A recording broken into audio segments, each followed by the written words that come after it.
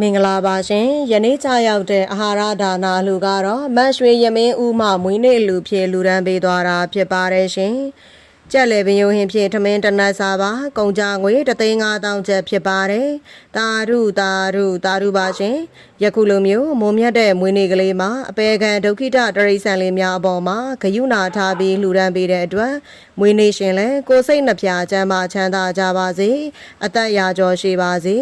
ဤကောင်းမှုများသည်နိဗ္ဗာန်မရောက်မီဆက်ကြတန်တရားကျင်လျာတလျှောက်ကောင်းသောအထောက်ပံ့များလည်းဖြစ်ကြပါစေ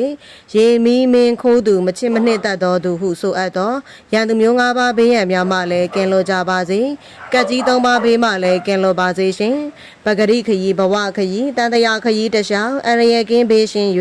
သီလသမာဓိပညာနှင့်ပြည့်စုံသောသူများလည်းဖြစ်ကြပါစေအလူရေဆက်လက်နဲ့မကွာထာဝရစွန့်ကြဲပေးကမ်းလှူဒန်းနိုင်သောသူများလည်းဖြစ်ကြပါစေရှင်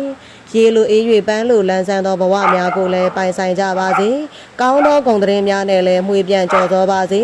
ယရနာရွှေငွေဥစ္စာပစ္စည်းများလည်းဝင်လာမစဲတသေးသေးဖြစ်ကြပါစေလို့ကျမတို့ရွှေရောင်နှလုံးသားမိသားစုမှဆုမွန်ကောင်းတောင်းပေးလိုက်ပါတယ်ရှင်အခုဆိုရင်တော့ channel ကဂီလာနာခွေးလေးကြောင်လေးများရဲ့ထမင်းစားချိန်ပဲဖြစ်ပါတယ်ရှင်